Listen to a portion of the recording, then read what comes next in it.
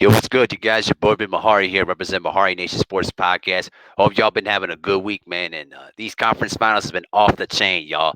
Make sure to hit the subscribe button, hit the bell icon to get all the latest notifications when I drop some videos and live streams. And please spread the word about the channel. Make sure to hit the like button as well. So, I wanted to talk about this situation here. Tonight, it's all on the line for the Clippers. They have to win game three if they're going to stay alive. Okay. Game two was in their hands. They had an opportunity to win game two. The Phoenix Suns pretty much laid it out there for them for the taking. And you know, the war of the story about the free throws is kind of overclouds what happened in the game. Because I had a chance to rewatch the game somewhat, and I'm gonna tell you this: the Phoenix Suns pretty much were the aggressors. They set the tone throughout the whole game. Okay, when you look at the stat totals of that game, as I'm going to pull them up in just about a second here. Just real quick. Got to pull up the stats real quick of that game three, of that game two, where they had a chance to win it and they let it slip out of their hands. Here's the bottom line to this, okay?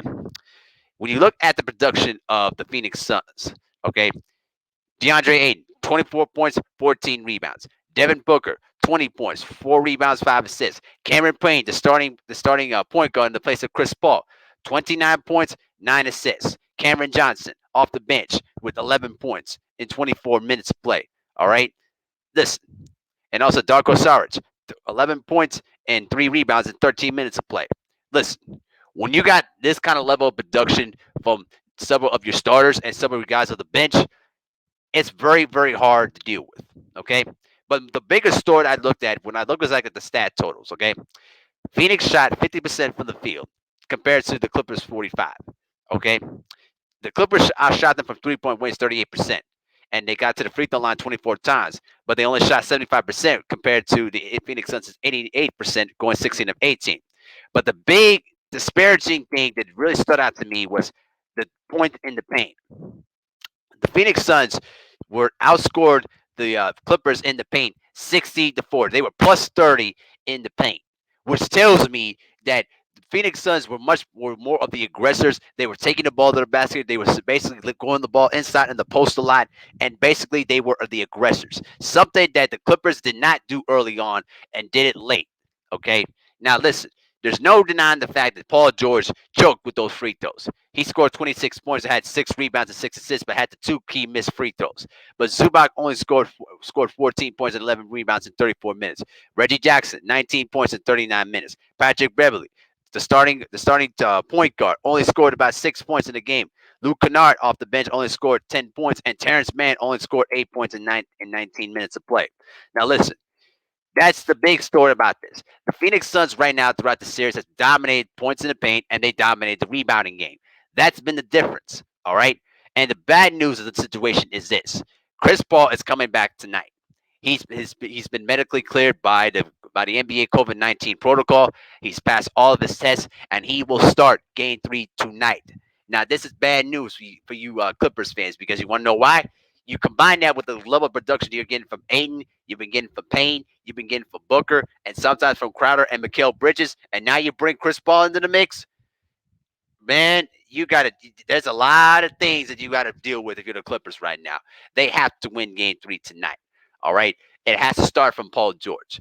Paul George has to be aggressive from the opening tip all the way towards the end. He cannot settle for those jump shots. He has to continue to put his foot on the gas pedal and keep attacking. All right, he cannot settle. All right, if he settles for jump shots and falls in love with it, the Clippers will lose. All right.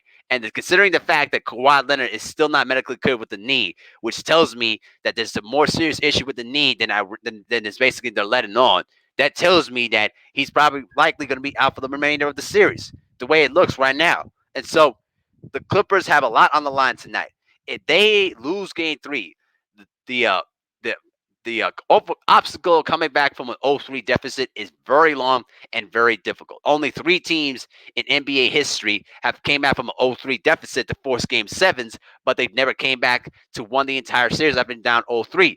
The two teams that I remember off the bat were the 1994 Denver Nuggets when they were down 0-3 against the Utah Jazz, but came back to force a game seven, and then the 2003 when the Portland Jailblazers came back from an 0-3 deficit against Dirk Nowitzki, Steve Nash, and the Dallas Mavericks to force a Game 7, but unfortunately they weren't able to win. The climb from an 0-3 deficit is very, very difficult. This is why they had their chance to win Game 2, and they blew it. Now you're dealing with the prospect of trying to win 4 out of 5 against the Phoenix Suns, who've only lost one road game throughout these entire playoffs, and that was back in Game 3 against the Los Angeles Lakers. All right, remember they lost Game 3, and then they went on to win Game 4 and won Game 6 to close out the series in 6, and then they swept the 2 remaining games against the Denver Nuggets. So right now, it's all on the line for the Clippers. They have to win Game 3. There's no if ands buts about it. If the Clippers find a way to lay a dud and let the series go down 0-3, the criticism that's going to be on them is going to be ridiculously stupid. I mean, I'm not talking about the level of the criticism. I'm talking about the the just the massive amount of criticism is going to be ridiculously stupid if they lose tonight. So it's all on the line for the Clippers. They have to be aggressors. They have to basically set the tone, control the pace, and more importantly, they have to make sure they hit a majority of the wide open shots, and they have to be more physical. They're letting the Phoenix Suns do whatever they want inside the paint. They have to send a message loud and clear that you're not going to get anything easy inside. All right, because 60 points in the paint in Game 2 is a telling sign for me. That tells me that you're getting outworked and you're getting outmanned inside. All right. DeAndre Ayton has been getting a field day. Looking back in Game 1, 2, you look back at the stats of that one too as well. In terms of points in the paint, Phoenix Suns 54 points in the paint compared to the Clippers 34. All right, plus 20 in the paint. All right, and considering the fact in Game 1 they out rebounded them 43-39. That's been the difference. Anytime that the Phoenix Suns has been able to control the boards and dominate in the paint, the Clippers have had no answer to that because they have no inside interior presence to pretty much counter what DeAndre Ayton is giving them. And don't give me DeMarcus Cousins, all right? Because DeMarcus Cousins at this point in his career, he's not the same player that he once was, and he can't give you, what he once gave you back when he was basically an all-star. All right, it's all on the line for the Phoenix Suns. I'm sorry, for the LA Clippers. They have to win Game 2. There's no room for error. All right, if they let this go 3-0, the series is going to end in a sweep. And I'm telling you right now, I predict that the Phoenix Suns will go into Los Angeles, do the same thing like they did to the Lakers. Take games 3 and 4. All right. I'm sorry, to the Denver Nuggets. Take games 3 and 4 and sweep the series. That's what I think. And remember, they've already played in Staples against the Lakers. So they have no fear of going into Los Angeles and playing in front of that Clippers crowd, whatever, because they've already knocked out the defending champions. So there's no fear for them right now.